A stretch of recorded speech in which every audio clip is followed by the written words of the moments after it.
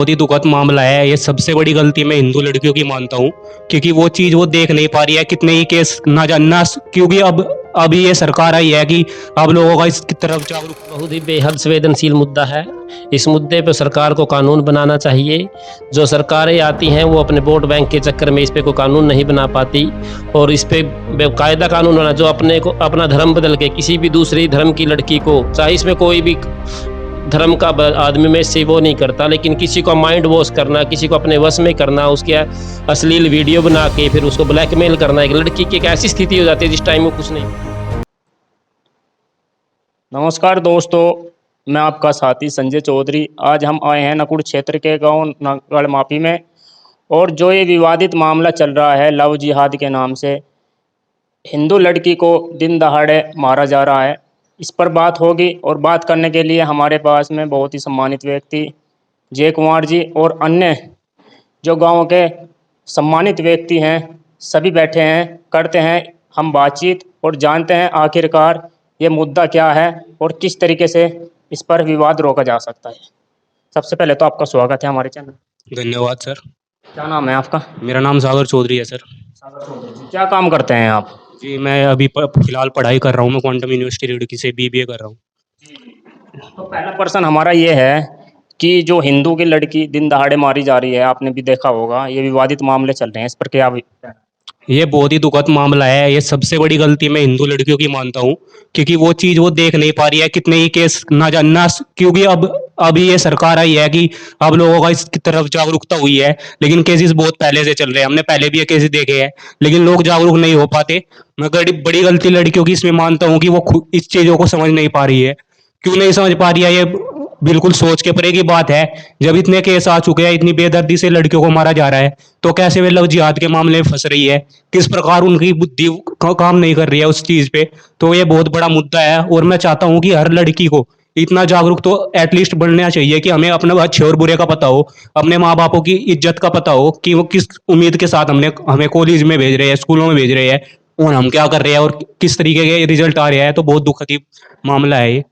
लड़की उनको पहचान नहीं पाती क्योंकि वो टीका लगाते हैं, धागा बांधते हैं, हिंदू बनकर जाते हैं। बिल्कुल, ऐसे कई केस है कि जहाँ वो हिंदू बन के जाते हैं, लेकिन एक ऐसा टाइम भी आता है जिस वक्त लड़कियों का वो पता चल जाता है। और आप किसी भी स्थिति में हो, इतनी सरकार ने सुविधा दी है आपको, यूपी 100 है, आप यूपी की कभी भी पुलिस पे कॉल कर सकते हैं।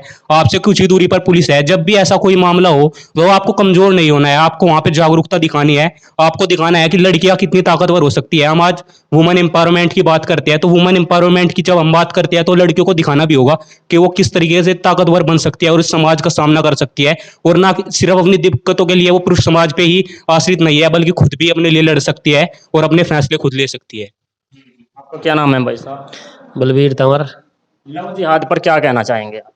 लव जिहाद एक बहुत ही बेहद संवेदनशील मुद्दा है। इस मुद्दे पर सरकार को कानून बनाना चाहिए।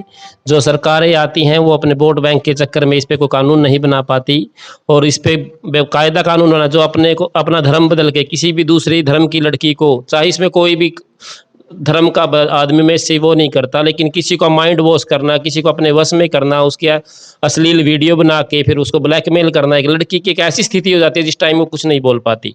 लेकिन शुरुआत में थोड़ी लड़की की कमी होती है, लेकिन एक उम्र के दौर में कई बार नहीं समझ पाती वो इन चीज़ों को।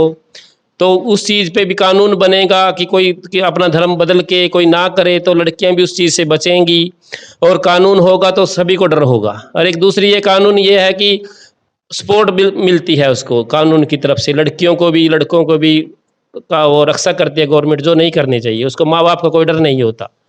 इस डर को भी खत्म, मतलब माँ बाप का डर भी होना चाहिए, और इस पे ये कानून भी जरूर बनना चाहिए कि जो धर्म बदल के किसी भी अन्य धर्म की लड़की को अपने वश में करता है या धोखा दे के शादी करता है, वो गैर कानूनी है, उसको सजाए मौत मिलनी चाहिए।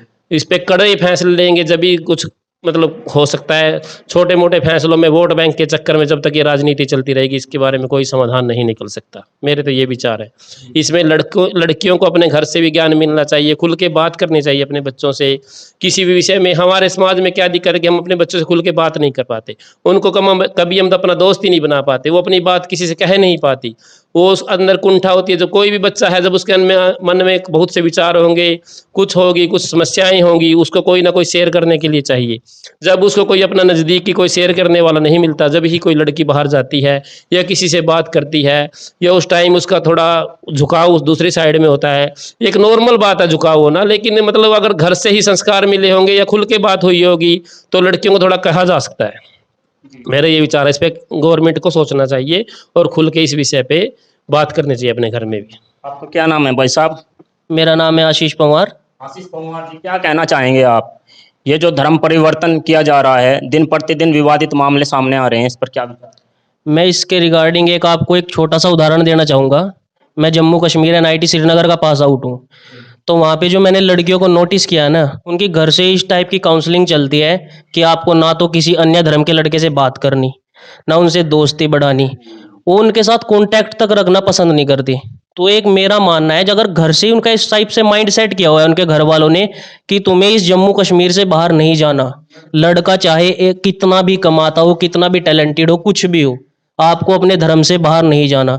और इसी के चलते वो किसी लड़के से बात नहीं करती। वो बात करेंगी तो सिर्फ कश्मीरी लड़के से या मुस्लिम लड़के से बात करेंगी, उसके अलावा वो किसी से बात नहीं करेंगे। तो मेरा इसमें थोड़ा सा मानना है कि घर से अगर स्टार्टिंग से ही हिंदू लोग इन अपनी लड़कियों को एक काउंसलिंग देना कि उनका माइंड सेट करें उस तरीके से, तो शायद इन सबसे बचा जा सकता है। घर का एक जो बचपन से बहुत तगड़ा रोल प्ले करता है, घर के जो उसको घर में चीज़ें बताई जा रही हैं।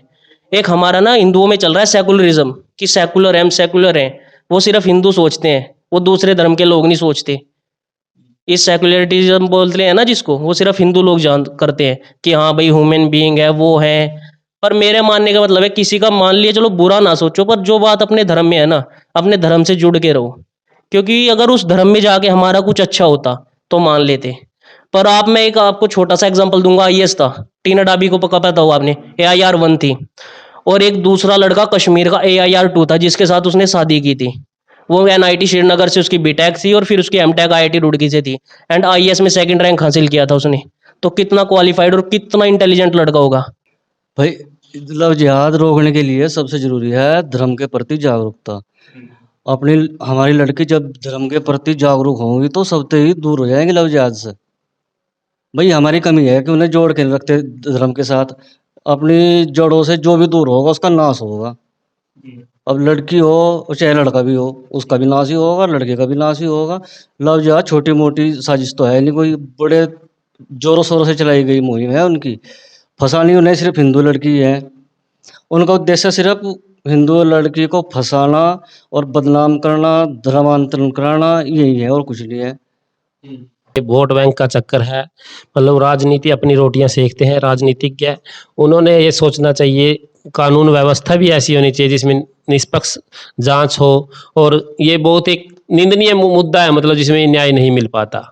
तो इसमें मतलब सभी समाज को इकट्ठा होके एक दूसरा, अपने हिंदू धर्म में क्या समस्या आ गई कि इसका ना बांट दिए सभी हिंदू, कोई किसी जाति में बना दिया, कोई समार बना दिया, कोई वो बना दिया। जातिवाद में बंट के मतलब हिंदू इकट्ठे हैं बहुत हैं, लेकिन जातिवाद में बढ़ के बहुत कम हो गए।